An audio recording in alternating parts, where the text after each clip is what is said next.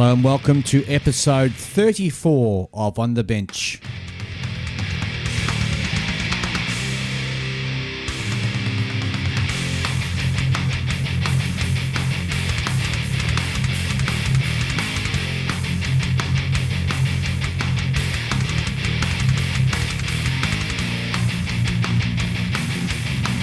On the Bench is the world's leading podcast for the hobby of scale model building. So if you build aircraft, ships, armour, cars, figures, or science fiction subjects, this is the podcast for you.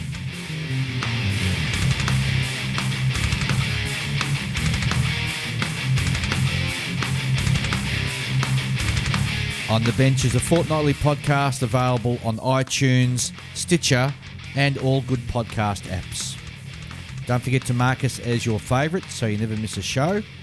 And while you're there, leave a rating. That just helps other people find the show as well. If you want to get in contact with us, we'd love to hear from you. And there's a couple of ways you can do that. Firstly, you can send us an email at onthebench64@gmail.com. Alternatively, just pop in the words On the Bench into Facebook and that'll take you directly to our page. And now on with the show. And in the studio tonight, I've got Ian. G'day, Ian. G'day, Dave. G'day, listeners. And we've got Julian. Hello there. And we've got our special guest, Chris Howe. G'day, Chris. Hello. Chris is going to be talking about paintbrushes later on. Yep. Hairy sticks. That's it. Well, we had a bit of a bumpy start just then. Julian's chair broke and he fell off. Yeah, I know. I spilt my beer all over the electrical equipment. Yes, you did. But we've managed to adapt and overcome. So, guys, what's been happening this last 2 weeks? I'll start with you, Ian. What have you been up to? Oh, working on the Shokaku aircraft carrier. Yeah, how's that going? Yeah, good. All the hulls all puttied up and replaced all the barn doors with the proper size photo-etched watertight doors. That's a Hasegawa No, kit? it's a Fujimi. Oh, Fujimi kit. Yeah. How's it goes together well, does it? Not really. Oh, gee, that's a bit of a surprise. It's a very stable, solid hull. Yep. Because it's got all the watertight compartments. So that really adds a good strength to it. So there's no worries about it later on snapping apart and popping. Yep. But yeah, so I'm now at the point now I'm waiting for one more photo etch sheet to come in from Japan, so I can start working on the structure on the bottom of the carrier deck. Well, that's going to be complicated. Oh yeah, I've done it before. But no, it's come on quite nice. I'm quite happy with it. Awesome. Julian, I haven't been doing anything, actually. you've done nothing for the last 2 weeks. Yeah, well, I have been a bit ill, so there is that. Hang on. A big... Oh, poor Julian. No, it's well, I've been having stomach aches as a result of apparently gallstones. So, that is going to hurt coming out.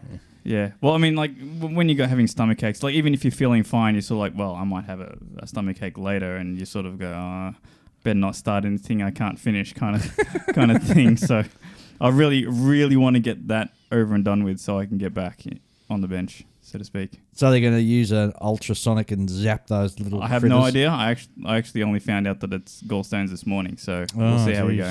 All right. Fun times ahead for Julian. If you hear screaming on the other side of the world, like in Canada or the US, you know that one of Julian's gallstones is coming out. Right.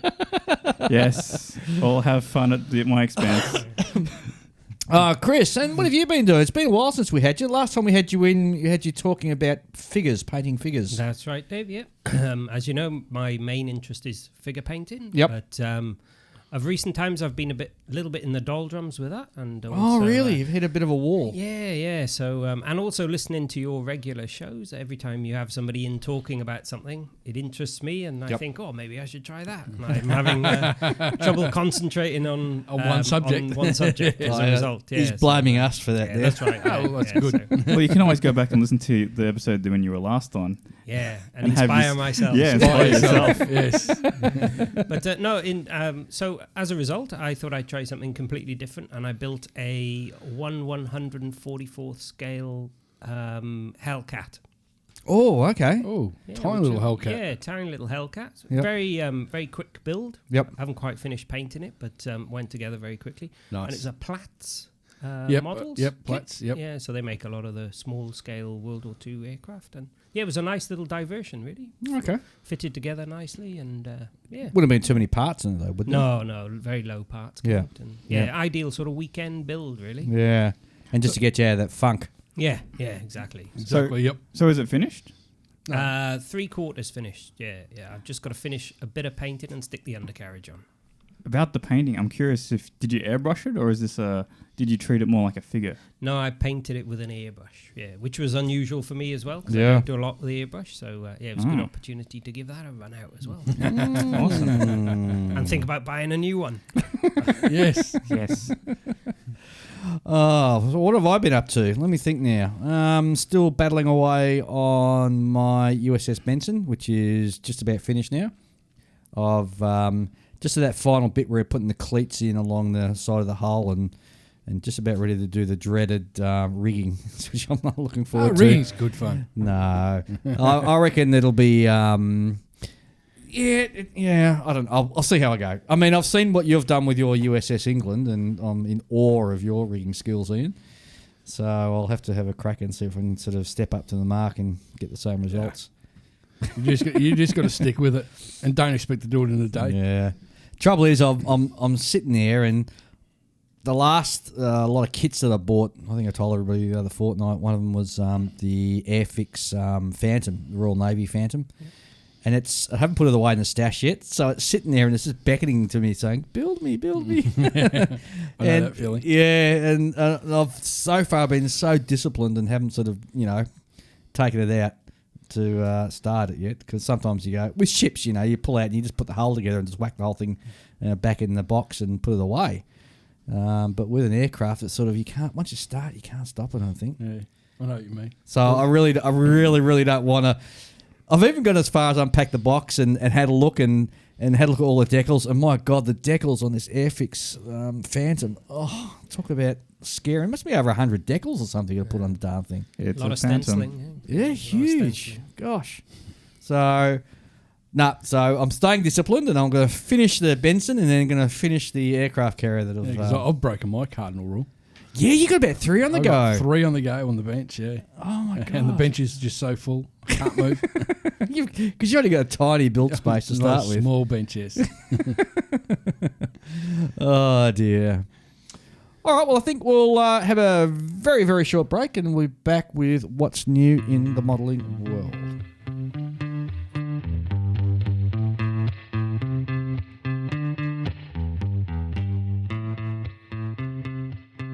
And we're back to have a look at what's new in the modelling world. And first off, we'll start with something with a bit of nautical flavour. Dutch Fleet Naval Miniatures have announced they're doing a 1-350 Zumwalt destroyer, which is that new destroyer that the Americans have built. I think they're building 3 of them, actually. And it's got the funny bow at the front. I'm just trying to think of the nautical term for the bow. It's like a reverse bow. It's a wave piercer. It's going to be in plastic, and it is only going to be a waterline version because apparently doing the full hull, getting the details of that would just be a little bit too hard to do. But I'm sure that'll appeal to quite a few modelers because it's the only one in that scale that I know of. There's certainly been a couple in 1/700 scale that have been floating around. I think they've been done from Shapeways from memory. Yes, that's right. Yep. So have a look at Dutch Fleet Naval Miniatures. Just whack that in your Google, and no doubt it'll come up either on Facebook or elsewhere. Does anyone know what they look like below the waterline? That's a very good question. Wouldn't that be a classified thing almost? Oh no, the shape of the hull wouldn't necessarily be classified. What they would classify would be like the props. Generally, you'll find the props are sort of got a shroud around them, especially the submarines, because the design of the props can give you a bit of an indication as to what sort of noise signature Okay. it puts out. So Interesting. Radio, let's have a look now at Trumpeter. Have announced their November releases, and it's some really interesting stuff coming out from Trumpeter. First cab off the rank is they're doing a Panther OS FG, the early version, but this is going to be in 1/1/16 scale. It'll be a big beast. Which is going to be absolutely huge. The parts count for this thing is something around 2,000 odd bits, I think, from memory. That's a lot. 2,300. But don't forget you got your individual links, so that'll sort of bump that part count up. It comes with 4 brass photo etch, so it and some clear stuff for the lights as well. So this should be quite interesting for those of you who enjoy building your larger scale tanks. I wonder if you could actually motorise that 1/16 scale. Although looking at the sprues, I don't think it's letting it to be motorised. I would say no. Now, Tomei used to do a lot of that, didn't they? Yes, They'd have the their large-scale tanks, to be motorised. Radio controlled. Yeah, exactly right. Next up, we have in 1/350 scale HMS Exeter. Yeah, about time. A lot of people have been hanging out for this one. So the Exeter was a heavy cruiser from the British Royal Navy during World War II. It was York class. And the ship had been hit in the Battle of River Plate when it was having a crack at the Graf's Bay in that particular naval battle. So I'm sure that's going to appeal to a lot of the shipbuilders. Comes in a full hull, which you'll have to waterline yourself. Comes with the ubiquitous photo etch, which Trumper a bit hit and miss on that too sometimes. Yeah. Yeah, that they are. Oh, excuse me. 17 sprues and over 330 parts. In 1/35 scale, they've got a Russian T-72B3 main battle tank. I'm pretty sure the T-72 was one of the most produced Soviet tanks. Probably. Yeah, I'm pretty sure it was. It's an interesting tank. They've got the explosive armour, reactive armour on the front of the turret, which gives it a sort of real classical sort of look. It's a very low, squat sort of turret. And, Russian armour's always sort of appealed to me. I've never actually built any yet, but it's something I wouldn't mind having a crack at one day. Not only does it come with tracks, which are the what do you call those? The link tracks. Individual links. It comes with some copper as well, so you can use it as the wiring, I guess, the steel wire rope they have. Tow cable type thing. Yeah. Thank you. That's what I was looking for as well. And 2 sheets of photo etch. Parts count all up is 1,100. Now, this one excites me. It's 1/72 scale. It's a Tu-128M Fiddler, which is one of the largest jet fighters ever built. So the Fiddler is the nickname that NATO gave it. And it was purely designed as an interceptor to go up against the supposed streams of B-58s and B-52s that the Russians are sort of expecting to come flying across to hit the motherland. So 12 sprues in all, 130 parts. And you know what? When it hits the shops, I might even sort of go out and splash out and get that one. That looks pretty good. Fit that in with your 1/72 bomber collection. Yes, it would. It'd fit in very well. And being the largest fighter ever sort of built, I think it would really stand out on the shelf too. Next up, we have some Star Wars stuff. We have a B-Wing Starfighter, which is being produced by Bandai. So this is going to be retailing for $36 or about £28. And I'm not really too up on my Star Wars stuff, so I can't really tell whether this is the early model or late model one. I'm just going to go back and have a look at the picture there. Looks like it's the early version. I wish Seth was here. He'd know all about that stuff. He'd be able to tell you how many rivets are in the thing. But I digress. So that looks like it's going to build a really nice kit. The scale was, I have to roll back up and see, I think I said 1/72 scale, but I could be wrong. I can never tell the scales. 1/72. Yeah, right? there we go. Rightio. Next, we have from Hobby Boss, news for October.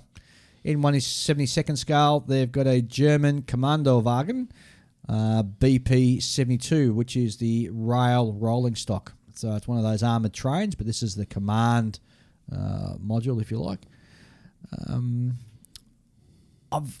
These things are so sort of apocalyptic in their looks. Yeah, totally agree. And I've never understood the concept of armoured trains sort of rolling along, because the track is the weakest point. So you think if you're a partisan, it wouldn't be too hard to sort of upset the apple cart by just planting a couple of bombs on the track. So It was mainly against strafing. yeah, I know, but still, so much effort just to go in to prevent the strafing. But, an aircraft would carry a bomb and just, plant it on the track, and that's it. It's gone. But nonetheless, the armoured trains are a peculiarity to the Eastern Front. Yep. And this is going to make quite a nice looking kit. It comes with a base for it to sit on, with all the ballast and the tracks and the what are those things called? Sleepers, thank you. And total part count is just over 90, so it should be a nice quick build, and I'm quite sure that it'll appeal to a lot of people who are looking to do something different. 90 parts. That's not bad for a 72nd scale. It's 72nd? Yep. Yeah, Wow, 70 seconds ago. That's cool. Next off, we have a PLA ZTL11, which is a 8-wheeled armoured car of the People's Liberation Army. This is a 1/35th scale model. I know Seth's actually quite interested in grabbing one of these, if he hasn't already, actually, because I'm pretty sure they're in the shops now. So this is in service of the Chinese Armed Forces, and was first shown to the public back in September 2015 in the Beijing Military Parade. A very smart-looking armoured car with a very large turret and quite a large gun. I don't know what the calibre of that gun is, but looks to be at least 100 mil, 120 mil, if that. No, maybe not 120, but it'd probably be about 105. I would Yeah, expect. it's good. That's usually the standard. Yeah, I'm not really too up on my Chinese armour. Comes with 4 rubber wheels. And 8 rubber wheels. Beg your pardon, 8 rubber wheels. I was saying 4, 1 for each side. You can only see 4 from any one angle, right? That's right. That's so true. Comes with a very large sheet of photo etch and some copper wire there, which can be used for the tow cable as well. Total parts count is over 360. That's all we got from Hobby Boss. Next, Hasegawa. Hasegawa have announced the releases for October. First one is the Focke-Wulf FW-189A Night Fighter. Oh, that's interesting. I don't even think they've done one of them before. In 1/72nd scale, Airfix used to have these out. Yeah. Yeah, they used to do a lot of Luftwaffe stuff. A lot of work to get one of them to look decent. So where was I? Yep, so there's a Focke-Wulf 189, known as the Eagle Owl, the Owl. Have I said that? My German's terrible. I don't know. I always butcher other languages. I even struggle with the English language sometimes. So it's a German twin-engine, twin-boom, 3-seat tactical reconnaissance and army cooperation aircraft. Entered service in 1940. It was produced until mid-44 with a total of 845 aircraft being built. Next one, and this is this is lovely. Yamaha, a YZR 500, 1989 All Japanese Road Race Championship GP 500. 1989, that was the classic year in which Wayne Gardner won the Australian Grand Prix at Phillip Island. I was there. I was there as well. So this is the scale of 1 to 12 scale. Parts are around 160. And if you love your old MotoGP motorcycles, definitely have to go out and grab one of these. It's going to build an absolutely gorgeous little kit of the Yamaha bike. Next up, we have in 1/48 scale a Shinden Japanese Interceptor fighter, which is being done up in, what would you guys call that sort of? Some kind of anime, Japanese anime cartoon. Yeah. And it'd still be the old raised panel line job from the early 80s they made. So it's a re-release, you think? Oh, definitely. Yeah. Definitely. Okay. So it was only developed as a prototype. I think 2 were built in total. It's a pusher, which means the blade sitting in the back, and it was a 6-prop blade as well. It's certainly a very attractive-looking aircraft, and I think at one point there were some talks about putting a jet engine on it, but I don't know how successful they were getting one from Germany. Did the Germans actually send a copy of their jet engines around to Japan? Oh, they sent them. I think they sent them a 262 at one stage. Okay. Right. So, really attractive looking aircraft, swept wing, and I would have loved to have found out some more information about this because it just looks like a really hot aircraft just sort of sitting still. So, for those of you who enjoy that, I'd certainly recommend you go and get that kit. Next, we have a limited edition Polikarpov I-16, which is the monoplane Russian open cockpit fighter. This thing was used back in Spanish Civil War and fought through the early parts of World War II as well. Totally outclassed by everything it came up against. So I don't know whether it actually lasted that long. 30 seconds scale. And you've built one of these, haven't you? I'm sure. I thought you had. No, I have the Got one in your... Edward in the stash. I built the I-153. Right. The gullwing version. Yep. Biplane version. Yeah. The Gullwing biplane. Yeah. That was a challenge. I like build. that. I like that thing a lot better. Yeah. The Chaker. Because it's in 1/32 scale, it's such a small aircraft to begin with. I think it just calls out to be built in 1/32 scale. Yeah, I agree. It's definitely the sort of like if you're 48 scale is what you normally build, then you can build it in 32nd scale and don't have to worry about it being too big. Yeah. Next cab off the rank is the Su-35S Flanker, which comes with the Serdyukov colour scheme. This is in 1/72 scale. Apparently this colour scheme was recommended by the Russian Minister of Defence. You always got to worry when a politician sort of dips his oar in and says, I've got this great idea. I want you to paint the aircraft this colour. Oh, no. It's quite an attractive scheme, actually. It's a dark blue on top with a eggshell blue underneath, or the Russian sort of light blue underneath. And that looked really cool in a gloss finish, I reckon. Yeah. That's all I've got from Hassie Gower. Takeom have just announced a new kit. They're doing a 1/35 scale and M3 Grant CDL. Canal defence. Canal Defence Light was a British secret weapon of the Second World War. It's based upon the use of a powerful carbon arc searchlight mounted on the tank. It's intended to be used during nighttime attacks when the light would allow the enemy positions to be targeted. Gee, that's clever. Let's put a great big searchlight. Let's whack a great big searchlight on the tank and just go charging off to illuminate the enemy positions at night. Apparently, the secondary use of the light would be to dazzle and disorientate enemy troops, making them harder for them to return fire accurately. Do you know anything about this tank, Julian? Because it jumped out of you. Well, it's interesting. Like you can often find like a resin canal defense turrets that can go onto various other tanks. It's the first time I've seen a canal defense in plastic. You'd have to think that would attract a fair amount of enemy fire once Oh, it fired definitely. up that light. Oh, yeah. Definitely. Absolutely. Yeah. It also lets everyone know where you are so that you can avoid it. Yeah, that's true too. Still, brave men who are in that thing trundling along. Yep. I certainly wouldn't want to be doing it. So that's due to be released actually in November. So that's coming up pretty soon. Couple of months' time, yep. Exactly right. Finally, news from Takeom again is Takeom's new 35th scale Strata. Okay, I'm going to butcher this. Strabo crane. 16 ton. So what it basically is, it's a 16 ton crane. So built in 1/35 scale. So you can actually have your armour kits posed with a turret being lifted off. Yeah, so those ones that got the kits with the interiors. Yeah, it'll look quite a great way of displaying it. Yep. So it's depicted lifting the turret off a Panther tank. Yep.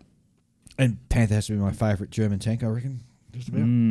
Love the Panther. Anyway, yeah, so it really lends itself to opening up a whole range of dioramas, doesn't it? Yes, Definitely. very much so. Oh, even V2s. Yeah, there's another picture from World War II here showing that same crane being used to... It's almost like a straddle crane, really, isn't it? Yeah, it is. Lifting a V2 off its carrier and putting on another loader. The actual crane was able to be folded up and transported around, so it can be used for in-field work. And if you have a hunt through on the internet, you can find some really great photos. There's a photo here that we're looking at of the crane actually lifting a turret off a Tiger tank, so that the guys can get in there and do some work. The kit can be assembled in both the collapsed view, i.e. Ready to be towed, or fully erected for service. There's a metal chain included in the kit. We'll give the required real look and feel of steel chain. And there's a couple of about 4 colour profiles from Ammo by Amiga also included in the box. That's interesting. Yeah, a lot of diorama potential. Oh, yeah, Definitely. Very much so. absolutely. And I can just see a couple of those popping up in the model shows over the next year. Yep. Gents, that's all I've got for what's new. Have you guys got any new stuff?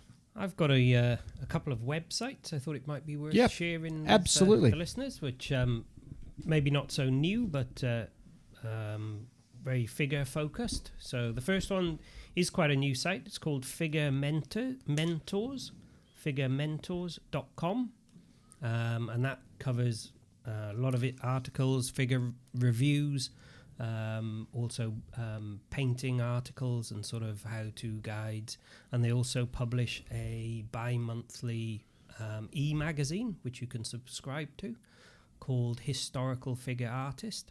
And this next month, they're going to start publishing a second e-magazine called Illustrated Fantasy Artist, which focuses obviously heavily on fantasy subjects, which is very popular in the figure painting world in all scales. Yeah, so that's a really good one to check out. And the other one's puttyandpaint.com, which I don't know if any of you guys have come across. No, I haven't heard that one. And that really is a showcase of painting excellence, really. There's not so many of, there's none of the how-to type articles. It's purely just a showcase of quite a lot of professional painters put their stuff up there. And a lot of the figure artists that paint the box art for the big manufacturers also. So if you want to see some breathtaking figure painting, that's a good one to have a look at. So what's the address for that one? That one is puttyandpaint.com. Okay. All one word. All right, cool. Yeah. So I can give you the address put up on your Facebook page. Yeah, we'll Maybe put it on if you want the some Facebook page. links.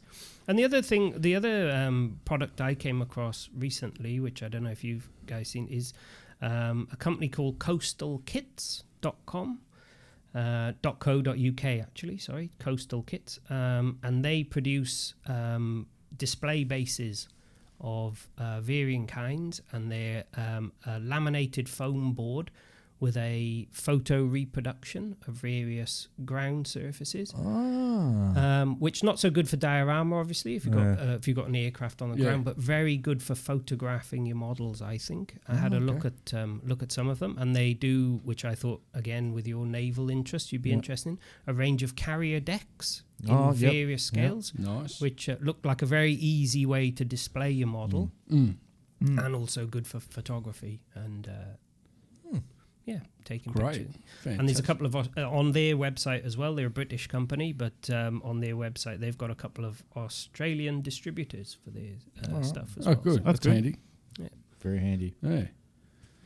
Thanks, Ian. You going well, I'm not sure what's happening. Actually, I do know what. I do know something. I was on the Wingnut Wings site today, and they got a couple of 3 new kits in production. No idea what they are yet, but we can always hope. And a Zeppelin striking would be nice.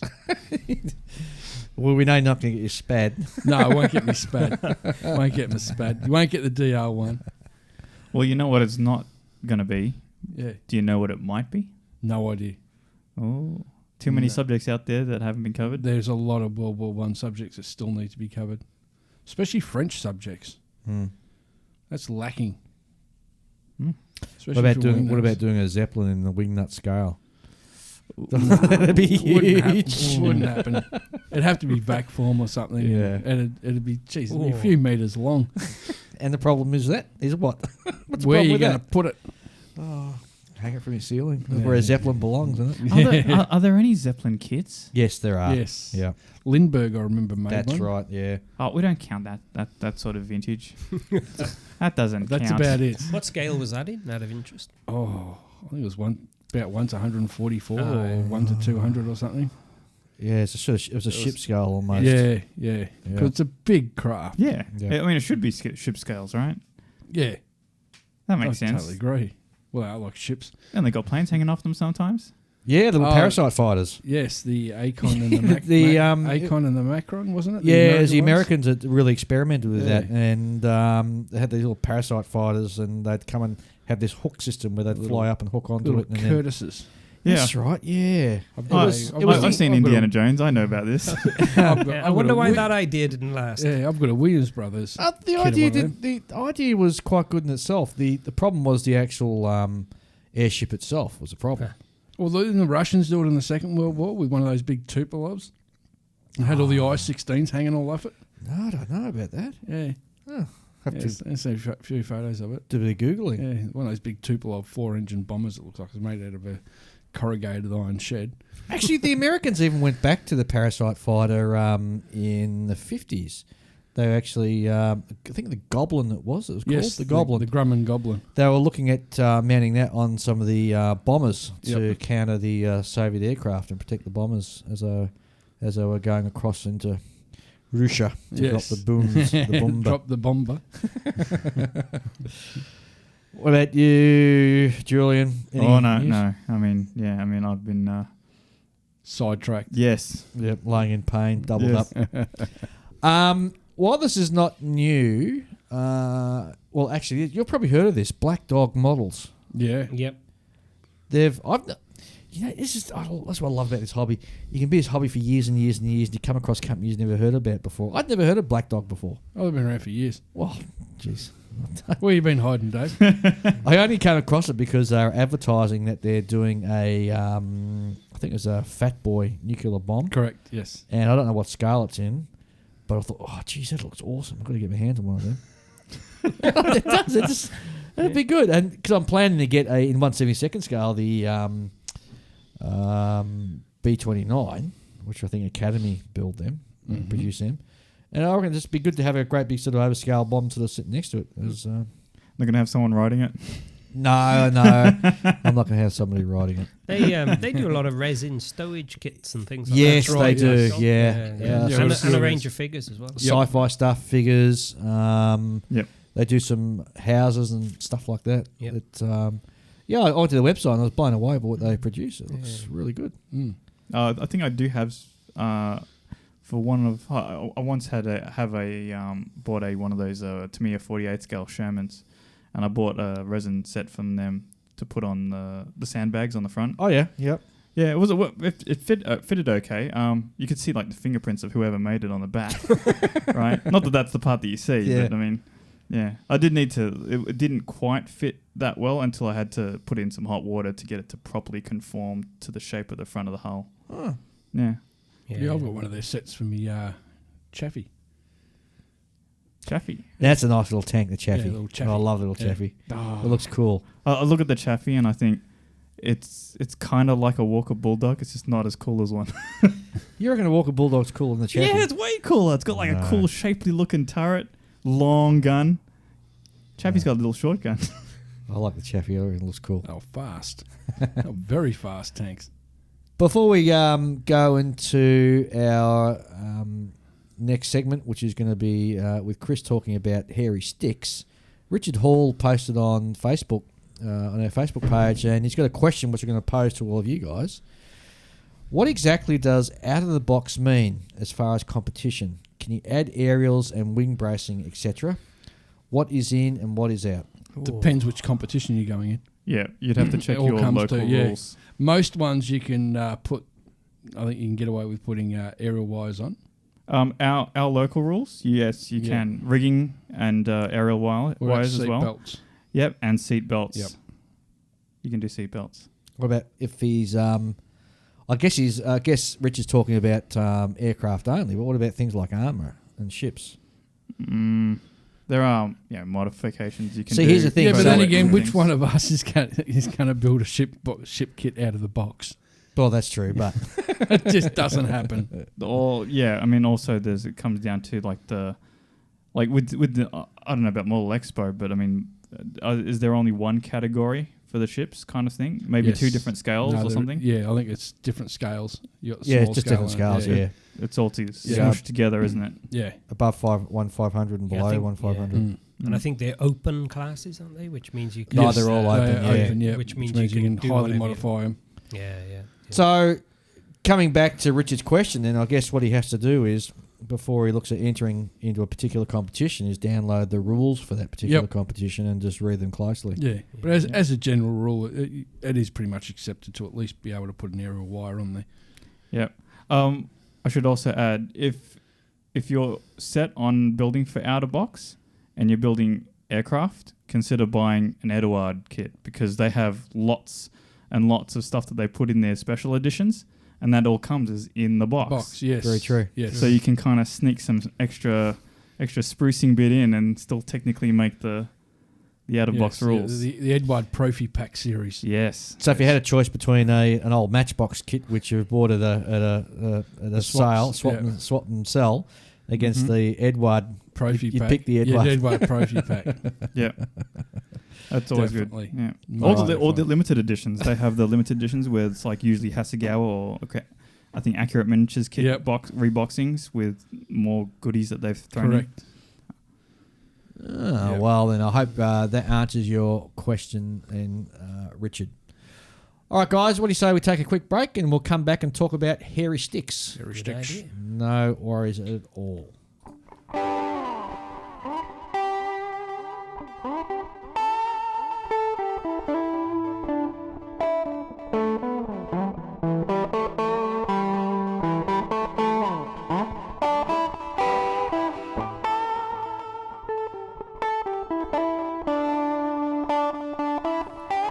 All right, we're back for the next segment to have a chat about hairy sticks, otherwise known as brushes. But just before we do that, if you don't mind, Chris, we've got a contact from Michael from the Modelling Republic. And Michael, you sent me a message to our Facebook page. You wanted to get in touch with Robert, who back in episode 29 was talking about Japanese aircraft colours of World War II. So Michael, just send me a email to onthebench64@gmail.com, and I'll be happy to pass on Robert's contact details so you and Robert can have an in-depth discussion about Japanese aircraft colours. So, great. So, back to our guests. Chris, g'day, how you going? Very good, thank you. Thanks Rightio. for having me back again. That's on your all right. Show. So, you're going to talk about hairy sticks. What are you going to enlighten us with hairy sticks?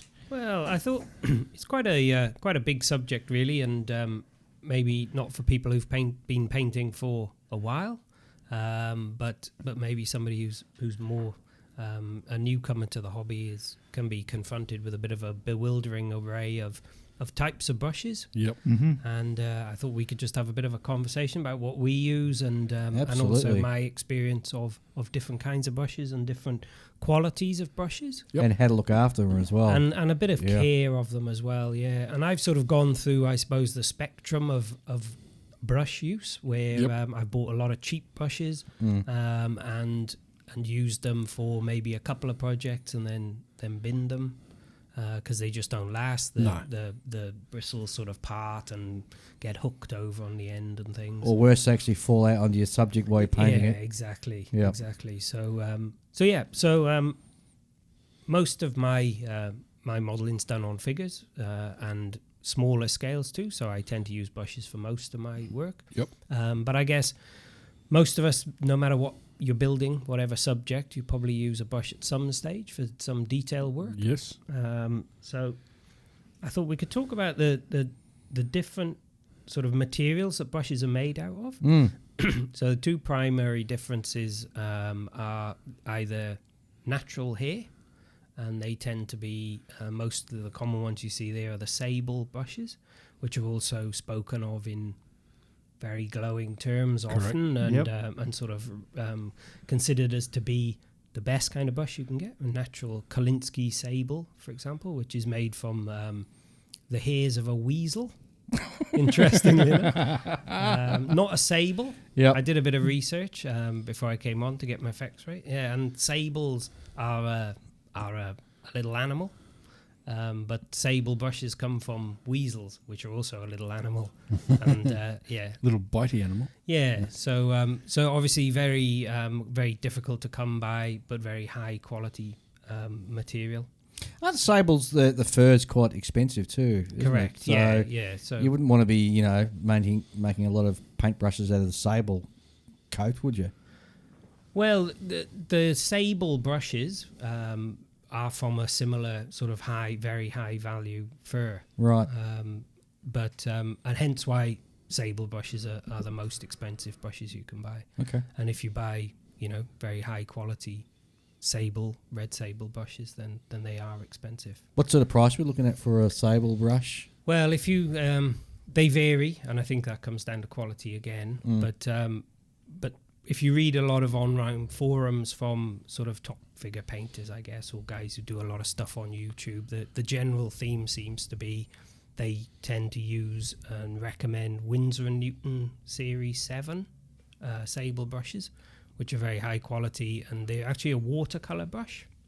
And they're, for a fairly small one, like a 00 brush, which is your basic one, you're probably talking 40 to 50 Australian dollars, which is quite a lot, I guess. Yeah. You really want to look after them. Yeah.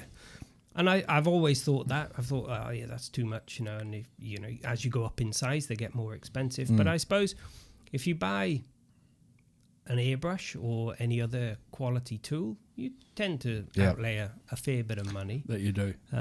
So, yeah, I don't know. It depends on your budget and on the quality of the product. A company that I've come across recently, which are similar brushes to Winsor & Newton Series 7, but are quite a bit cheaper, but very high quality that I found, are a company called Rosemary & Co. And they do a range of... They're all intended for watercolours, ultimately.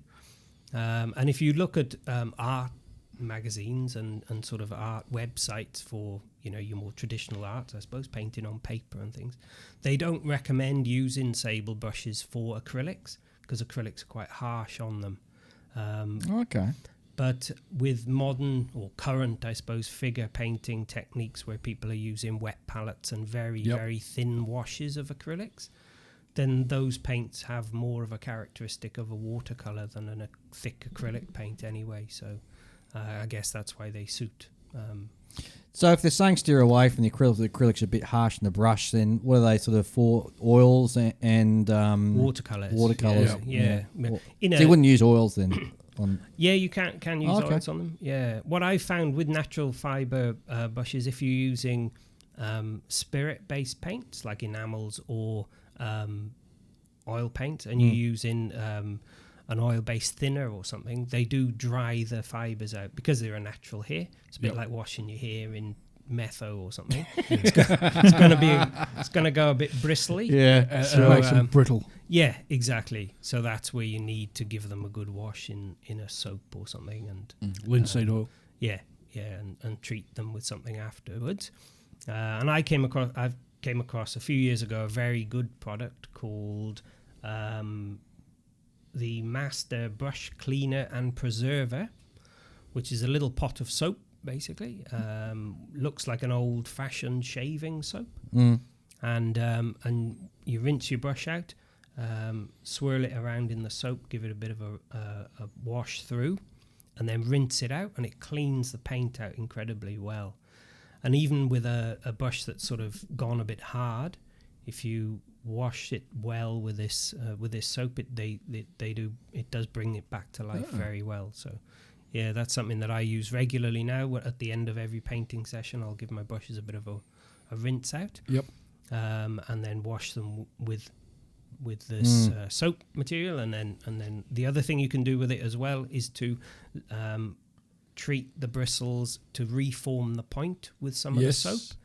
And then it sets it back into a nice point, keeps it good for the next time. Swill it through a bit of water, and it softens the brush up again, but you've still got the nice point left on it. Yeah, good idea. So, and then your more sort of artificial fibre brushes, they're considerably cheaper, obviously, and a bit more robust, but you don't tend to get the same quality of action, I think, from them. It's funny because I went right away from brushes to the point where I was just using nothing but my airbrush. And I don't know, maybe I'm getting a bit lazier as I get older, and I tend not to sort of want to use the airbrush just for really small bits now. And so what I'll do, I've found in recent times, I'll just grab a brush and sort of paint the really tiny parts, or even, bits that instead of going back over again with the airbrush, I'll just give it a quick coat with a hairy stick, and I'm really enjoying sort of jumping between the two now. Yeah. And I'm finding it, it's actually saving me time, because I'm one of these people, every time I paint with the airbrush, I always religiously give it a clean before I go to the next colour. Yep. But with a brush, just give a quick dip in water, especially with acrylics, just a quick dip in the water. And also, it's the other thing too, I don't have to worry about thinning down the acrylic paint at all, or any other paint. I can just sort of paint it straight on, more or less. And so with the brush itself, get rid of the excess paint if there's any excess paint on the small part that I'm painting.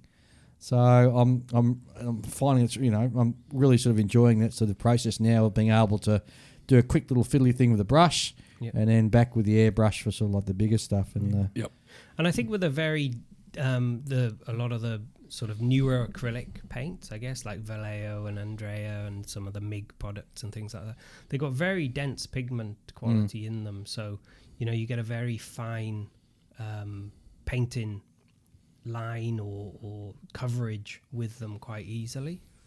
Yeah, absolutely. Do you load your brush? So I'm thinking back to, like doing a house painting with a big sort of paintbrush. And you're always told don't load your brushes up too much with too much paint. Do you do the same with your smaller brushes when you're painting your figures and everything? You sort of keep a low amount of sort of paint on it and sort of go back and sort of top it up again? Yeah, it a little bit depends. I think it's good to, if you use, depending on what you're painting, but if you're painting, I suppose, a relatively large area, like a 1/35th scale figure, if you were painting, say, his or her jacket, for example, so a relatively big area, then I'd probably use the biggest sort of brush possible, because if you can load that up with a bit of paint or with a reasonable amount of paint, and you get a smoother flow with that. But and if you're painting camouflage or something, again, you need a brush that's big enough to hold a bit of paint, so you're not stopping and starting all the time.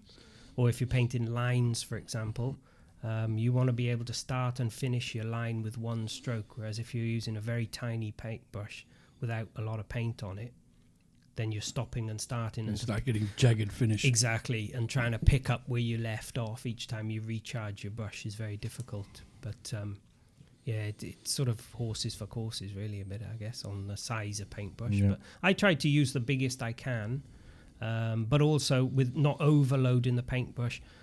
A bit like your house painting analogy, not right up to the ferrule. That's what they call the ferrule. Not up to the metal bit. Yep. Because, and also it helps if you dip your brush into water, for example, if you're using acrylic paint first, and that moistens the bristles right the way up. Because if you dip your paint straight into the dry brush straight into the paint, and it tracks up the bristles into the ferrule and then dries very quickly, as you know, with acrylic paint. It's very difficult to wash that out from the ends of the bristles. And that's how you get that really furry look on the end of your paintbrush, because it splits it out. Yeah, exactly. With your using the difference between using your natural fibre as against your artificial fibre, do you have a different cleaning sort of method, or it depends what paint you're using as to what cleaning method you're going to use on the brush? Yeah, the only difference is if it's if it's an oil-based paint. Then I use a thinner of some kind to clean it, whereas if it's acrylic paint, I just tend to clean it in water. But if I wash it in a thinner solution, like an oil paint thinner or something first, then I'll still clean it with a brush soap afterwards. Yep. Because it puts the reinvigorates the brush. exactly, and puts the moisture back into the bristles, etc. But yeah, maybe not. You don't have to be quite so diligent. I think if you've got a cheaper, nylon brush or something like that. Yeah, totally agree. If it's a cheap brush, use it till it's no good. Exactly. Throw it out and buy another one. And what I tend to have is I've got 3 or 4 pots on my painting bench, and then what I do is when it's a brand new brush, it's in the first pot, and then as it degrades, it goes down the line, and at the end you've got the really ropey stuff, which I use for mixing paint on a palette, and then I save the stuff, the new brushes, which are still got nice points on them, for doing the detail work and things like that. Yeah. So how much life do you get out of a brush? What's your average sort of life? I mean, I know it's a hard sort of thing, how long's a piece of string, but, what can you expect to get out of a brush? The better quality sable brushes that I've bought, I've had for a year now, painting fairly regularly. Yeah, and they're still in good quality, and that's quite a few projects, and they're still in good condition. Cheaper ones that I haven't taken quite such good care of, maybe only 1 or 2 figures or projects, they tend to lose their quality. Then move down the line of hierarchy on my bench. Yeah. So were these brushes originally designed for painters in mind rather than the modelling community, or are we finding that there's brands out there now that are specifically catering for the modelling community? Yeah, definitely. The Winsor & Newton Series 7, which have been adopted by a lot of figure painters, they were and are produced for watercolour artists on paper. But the likes of Vallejo, MIG as well, I think. A lot of modelling companies are bringing out. The Wargamers Workshop, I think, put their own. Tamiya make brushes and good quality brushes as well. I found similarly with all Tamiya tools and their products, they tend to be high quality. There's a number of manufacturers like Delta who make a lot of those sanding sticks and things. They produce quite a big range, and you quite commonly see those in I've got some Delta in ones hobby shops. There, I think. Yeah. But I'm a sucker. I'll go to one of those dollar shops and you see a big range of sort of paint brushes for like $3 or something like that, and they look good. I'll take them home and they're good for slapping the mud on your tracks. That's about it. But not so good for the 1/72 scale eyeballs. A one use for a bit of dry brushing, and then bin it. Let's get sucked into it. It's a cheap price. It goes, buy me. Or mixing paint on your palettes, they're quite good for as well. Yeah. I think I use cheap brushes for that. I remember to watch, talking about using a brush and artwork with brush. The guys who do the old pinstriping on trucks and cars with a brush. Yeah, but they use those really long bristle brushes. I know, but it's just mesmerising to watch them do it, and they're just doing these long lines, and it's a perfect sort of straight line, and they'll flare off and do the twirls and the curls and everything, and it's just gorgeous to watch them do it. It must take them years to practice to get like that. It does. Well, from what I understand, when they have the really long bristles like that, it gives them more control. So they're able to, it's much easier for them to maintain a straight line with one of them than it is with the kind of brushes that we use. Yep. Yeah. It's like a rigger brush, which is a long bristled artist painting brush, which again can be quite thin, but they're long, lengthy. Yeah, I've got a few of them at home. For the same use, I think. And those pinstriping brushes that the car guys use, they got a very big end on them, tapering off to a very small point, which means they can hold a lot of paint and do a very thin line for a long distance, I think. I think there's too many guys around sort of doing that old style now, 'cause it's all vinyl now, work and everything. Yes, it is. Which is a bit of a shame, something dying out. Yep, like Coopers. What, the Coopers? Oh, yeah, but the barrel makers. The dying art. There's still quite a few people around there making barrels now. No, not as many as used to be. Well, that's true, I guess. That's true. So the other thing with the brushes too is that I don't know. I when I do clean them, I still come back and they might be dry, and they've got the sort of like a harsh feeling to them, almost like they look clean to the eye, but when you touch them, they're really sort of stiff. The bristles have gone all stiff. How do I avoid doing that?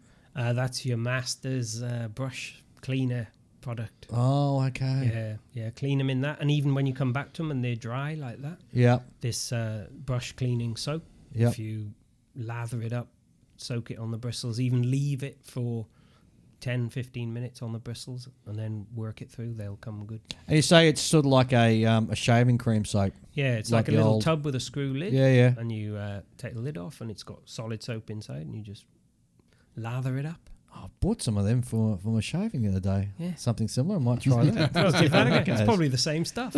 Probably is too, yeah. Yes, I bought some brush restorer, Yeah. which is like I think a watered down linseed oil, Yep. Yeah. and that does a great job. Yeah. And as you said, it's amazing. You run your brush through it. You think your brush is clean, you run it through it, and it's just all this gunk just coming out of it. So linseed oil on your brush, is that for brushwork you use for acrylics or for your enamel? No, it's just to keep your brush moist and stop it drying out and going brittle. Then how do you stop that linseed oil sort of affecting and tainting your paint that you use the next time you use it? Well, you clean your brush out in water. Okay. And Well, I that would have cleans it thought out. that the water and linseed oil would have No. mixed. It's on the hairs, so as you're swirling around in the water, Yeah. it just pops off. Yeah, guess so. That's how it works. Oh, Works for me anyway. Yeah. So I have a question. Yep. So with regards to brush sizes, in this internet age, and you got people listening in, they're like, well, I don't know what one brush size is from another, and I'm trying to buy something online. What should I be looking for? Yep. Depends what you want it for, but basically the brush numbering system, the higher from 1 upwards it gets is the bigger the brush is. And then when you get smaller and smaller, so if you take number 1 as being a sort of, I don't know where it would, a third of the way on the scale, then the smaller the brushes get, they tend to add zeros. Okay. So one size smaller than a number 1 is a 0, and then a size smaller again is a 00, and then a size again is a 000, etc. and down. 50, 20, Yeah. and then the insane paintbrush that I bought, which is a 100. Yeah. Yeah. But for sort of figure painting, I think what I use is I've got a number 1, which is good for sort of the main areas of figures, 54mm figures or 75mm figures. Okay. Even a bit smaller. So that's for like base coating and yeah, all correct. the primary and work. blocking in your uniforms or your clothing. I tend to use that for, and maybe setting on the bigger scale figures, maybe setting your first shadows and highlights, and then I go down then to about a 3-0 for small detail work. Yep. Yeah. And the actual brush handles too, some of them are coming with quite large brush handles, but you got very fine sort of bristles at the end. Just makes it easier to hold. Yeah. And you can get long handles and short handle Yeah. versions of brushes as well. But just a Yeah, personal I'm not a taste. fan of long handle brushes. No, I tend They to get in poke the you in way. the eye. Yeah, that's why I always cut them down. Yeah. Chop them down about half size. Is there any special way you store your brushes? Just upright in a jar. Are you not Yeah, concerned cup. about dust sort of landing on them or getting... No, because I always give them a rinse before I use them, Oh, so it okay. knocks the dust off them. Yep. I also usually when you buy a small brush as well, they usually come with a plastic cap on them. Yep. So I try to keep them So, on because yep. it avoids you bending the bristles accidentally. And when your brush has had it, you keep the cap. Yeah, Because exactly, those things that's can tend to roll off the bench and just disappear. it. Yeah. Off to the carpet monster again? Oh, yeah. Carpet monster's always well fed at my Well, they're place. usually clear too, because you're Yeah, not going to you find it again if it's clear. No. Yeah, No. that's true. That's true. You know what? I was building something the other day and the photo wetch went ding onto the carpet and I looked and couldn't gone. find it. It's Yep. gone. And I covered it. Well, I had the torch down there at the angle so to try and pick it up and still couldn't see it against the carpet. Well, there's an easy way around that. What's that? Well, get one of Michelle's old stockings, put it over the end of the vacuum cleaner. Oh, yeah, there's that. But the trouble is I'd already bent the part into shape. So if I had have done that, there's potential as I'm moving the vacuum cleaner nozzle around, I would have bent it. And it's a very delicate part. But Then again, So- you could have stood on it too. Yeah, I know. So there's the part that was gone. I couldn't find it anywhere. Yep. Couldn't find it all. Next day, back at the bench, another part goes ding. So again, down there with the torch, looking for it, find that part. And lo and behold, there's the other one, right smack in the middle where I'd looked the day before. So how it got there, I just got... It's called a black hole, Dave. It's some sort of... There It's is a some sort black of hole. strange sort of thing Yeah. going on under my desk and under my under my bench. I don't know what it is, but it's bizarre. Yep. Oh, geez.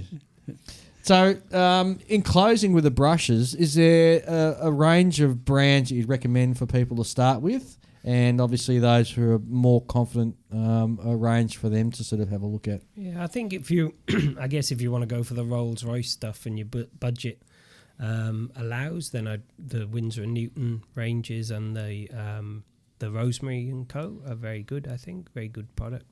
There's Neef, which is another brand which you see quite a lot in your high street sort of art shops. They're very good mid-range. Where do they brush, come I from? think. Not entirely sure where they're made, actually. They might be a Chinese product. right, yep. Yeah. The modelling brushes like Vallejo and Tamiya are very good. It depends on your budget, I think, but it's a bit like a lot of modelling products, a lot of products in general, and figure sculpt particularly, I think, is if you buy really, really cheap brushes, then you're going to struggle with them, I think. So often buy the best quality that you can afford, really, and you probably set yourself a better chance of getting a good outcome. For these high-end ones that you're talking about, they're mainly aimed sort of at the watercolour and artist sort of market. Where's the best place to go to sort of find them? Online stockist, I Yep. bought them. Yeah. Art shops as well. High street art shops often sell them. Yeah. And that can be a good source of all sorts of products. That's where I found this brush cleaner and reconditioning stuff. And also, brushes and other materials that you can put to modelling uses that aren't necessarily intended for modelling. Yep. Cool. Yeah. Yes. And for those new and those beginners on paintbrushes, the number one cardinal rule: don't leave your brush in the thinners or your water. Yeah, because it'll bend. It'll bend it, and you'll never get that bend out again. And look after them. That's the other thing I would say. It is worthwhile. It's like cleaning airbrushes. It's a bit of a pain, but it does pay dividends if you're diligent with it.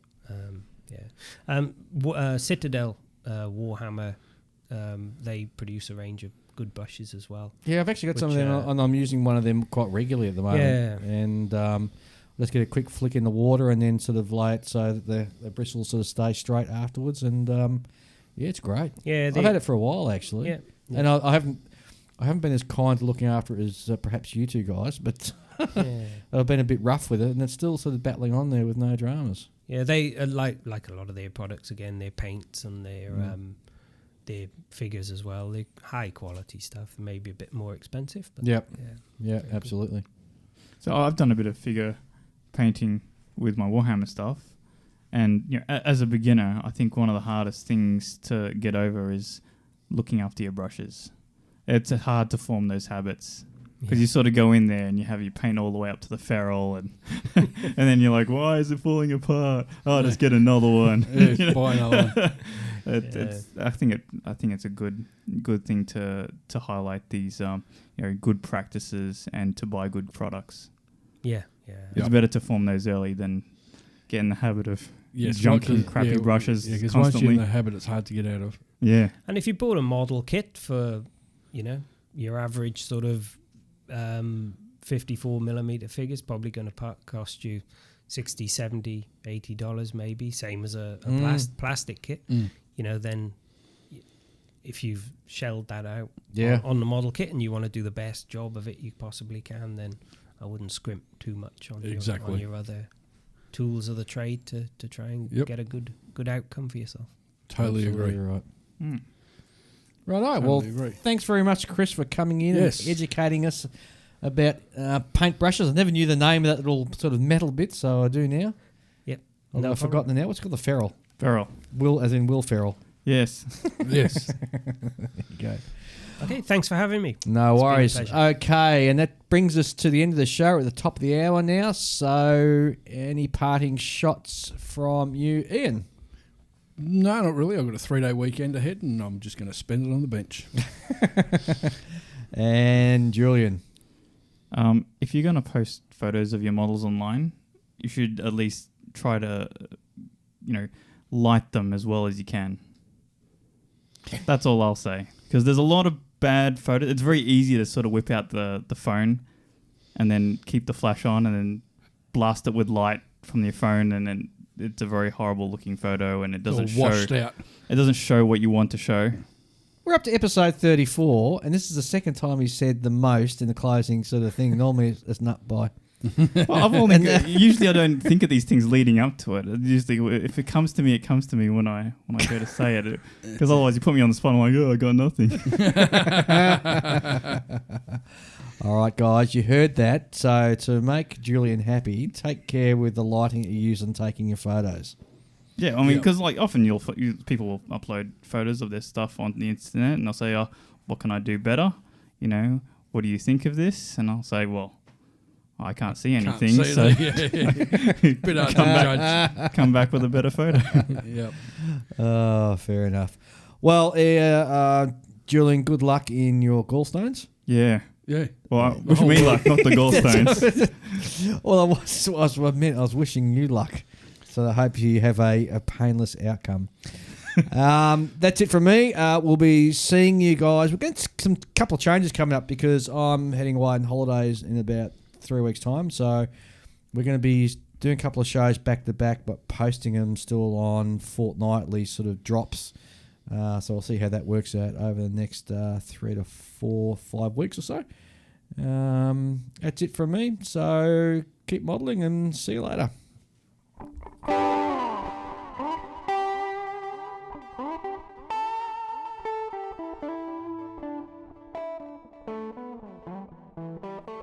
Well, I hope you enjoyed listening to that episode. If you'd like to continue to support us, please consider becoming a patron of the show. Just go to www.patreon.com/onthebench and consider just $1 a month as a starting donation. And of course, thanks to our ongoing Patreon supporters. Thanks very much.